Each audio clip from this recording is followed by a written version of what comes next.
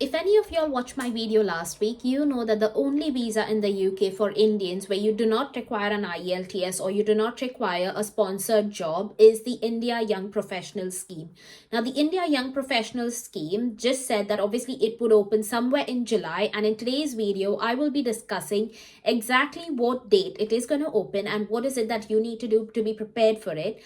But also what I will be sharing right at the end of this video is some lived experiences of people who have shared their experience of coming on this visa and what are some of the challenges they've faced. So if any of this is of interest to you, do not forget to watch this video all the way to the end. But my name is Nikita and I make videos about living in the UK, getting your HCPC registration, landing those jobs as healthcare professionals. And if any of this is of interest to you, do not forget to drop me a follow on Instagram, but also subscribe to my channel on YouTube. So let's get into the juicy details of this video.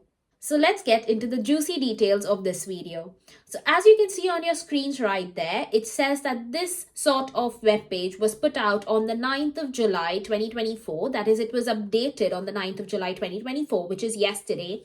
And it says that the India Young Professional Scheme, that is the ballot system, has more details about it on this particular web page. As you can see on your screens, it says right there that the next ballot will open at 1:30 p.m. IST on the 16th of July and will close at 1:30 p.m. IST on the 18th of July 2024. So that is the exact date that when the ballot will be open. Now, what you need to remember is that while making an application into the ballot system is entirely free, you do need to remember that the visa is going to have some associated cost. Now, I've discussed all about this in my previous video, so I don't want to keep repeating the same thing. But if you haven't watched it already, do not forget to check out this video from last week, where all of this is explained in massive details.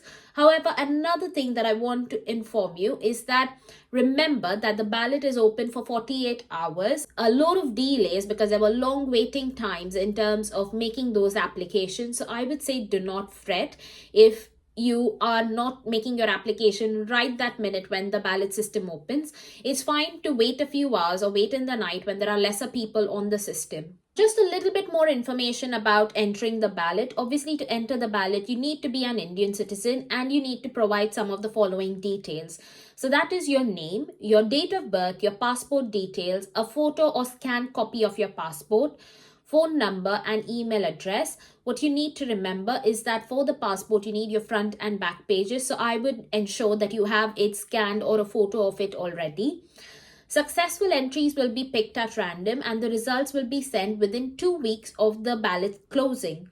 It is free to enter the ballot. However, you should only enter if you plan to apply for the visa, which costs about £298. So that is about nearly 30,000 rupees. So make sure you have that money already in order to apply for the visa. But you also need to remember that you need to meet the financial, educational and other requirements. And if you're worried about any of this, do not forget to check out my video where I've explained all of that in super detail so that you have all of the information that you need in order to apply for this ballot next week. Now, just moving forward in terms of the number of places that are open in this sort of visa system right now. As you can see on your screens right there, it says that there are 3,000 places for the India Young Professional Scheme. In 2024, most of these places were filled in the February ballot and the remaining places will be filled in the July ballot. So it's just important to remember that the number of slots or the number of spaces that are open in the July ballot is not 3,000 spaces. It's going to be fewer spaces because just in terms of people who could not apply for their visa in the earlier system, or if they were unsuccessful for any reason, those few spaces are now going to be opened up in the July ballot. What's also really important to remember is that in order to apply for this, you only have 90 days from the date of the email from when you have been successful. So again, if you are unsure about what this means for you, I think the highest implication is going to be to have that £2,530 as financial requirements in your bank account right now, because that is the amount of money that you need to show to the UK government should you wish to apply for this visa.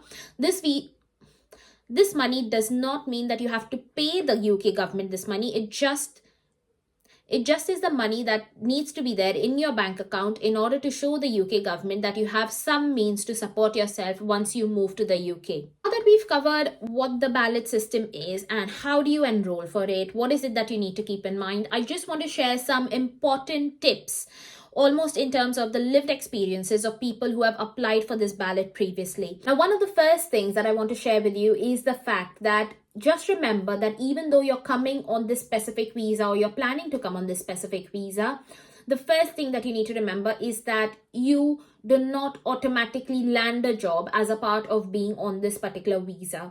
Now, what this means to say is that this specific visa gives you the opportunity to come and live in the UK and work in the UK for up to 2 years. But it does not guarantee you that as soon as you come into the UK, you will land a job. Now, why is this important? It is because a lot of healthcare professionals like you would be planning to use this visa as a route to come into the UK. But what you need most importantly is that medical registration or that license to practice. Now, for many of us, that would be our HCPC registration as an allied health professional, but it could also be your nursing registration or your doctor's registration. So make sure that if you are applying for this visa and have been selected for it, before you make your visa applications or while you are doing it, consider the fact that you might need to also start applying for your medical registrations that are required for you to land a job in the UK. The second thing that I think a lot of people did not consider when they were successful in the previous ballot systems was the fact that the cost of living in the UK right now is really high. So a lot of people, obviously, like I said before, because they do not have jobs, they do not have any way to support themselves. So what's really important to know is that while you come into the UK, you can obviously start looking for part-time jobs. And again, because this is the July ballot, I would say try and come a little before the September intake. The reason being that if you try and come before the September intake, it will ensure that you get the first pick of part-time jobs that are already available, because come September and October, a lot of international students will move to the UK and they will start applying for those part-time jobs, which just means that the amount of jobs out there for you are going to reduce in terms of part-time. Now, the third thing for you to consider in terms of moving to the UK is that if you are planning to come on this visa and have been selected, make sure that you have updated your CVs or you are aware about the type of jobs that are available to you in the UK. Now, for many healthcare professionals, as you all know, you can use any of the websites, that is Track Jobs website, NHS Scotland Jobs, NHS Jobs, to make those applications. But also, if you are looking to apply for private jobs, you need to have a very good CV. Now, if any of this is of concern to you, please do not forget to check out my 2 playlists, which highlights all of the important details that you need in order to successfully land a job and get shortlisted for those interviews. But if this is a frustration point for you, where you feel like you've made those job applications from India, but you're not landing those roles successfully, or if you are concerned that you are consistently facing rejections and it is really demotivating you, then do consider booking a one-to-one session with me, because we can go over your entire job application or your CV and also go over the supporting information section that you need for those NHS jobs together, and we can make sure that you are on the right way to land those jobs once you are in the UK. Now, that's it for today's video, guys. It was just a really quick tour of what is it that you need to do for next week. I hope it was useful, but if you have any questions, do leave them down in the comments below and I will try to get back to them. Take care. Bye.